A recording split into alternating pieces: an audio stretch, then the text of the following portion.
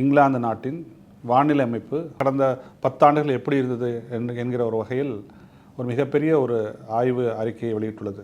இந்த ஆய்வு அறிக்கை குறித்து பேசிய ஐக்கிய நாடுகள் சபையின் பொதுச் செயலர் குட்ரோஸ் அவர்கள் சொல்லிய வார்த்தைகளை நான் இங்கே குறிப்பிட விரும்புகிறேன். கடந்த 13 மாதங்களாக உலகத்தின் வெப்ப அளவு மிக கடுமையாக உயர்ந்துள்ளதால் இந்த உலகம் காலநிலை நரகத்தை நோக்கி நெடுஞ்சாலையில் பயணித்துக் கொண்டிருக்கிறது என்பது உறுதியாகிறது என்று தெரிவித்துள்ளார். ஏன் இது அப்படி சொல்கிறார்னா, நமக்கெல்லாம் தெரியும் 2023ஆம் ஆண்டு தான் இதுவரைக்கும் பதிவானதில் மிக அதிகமான வெப்பம் பதிவான ஆண்டு என்று நமக்கு தெரியும்.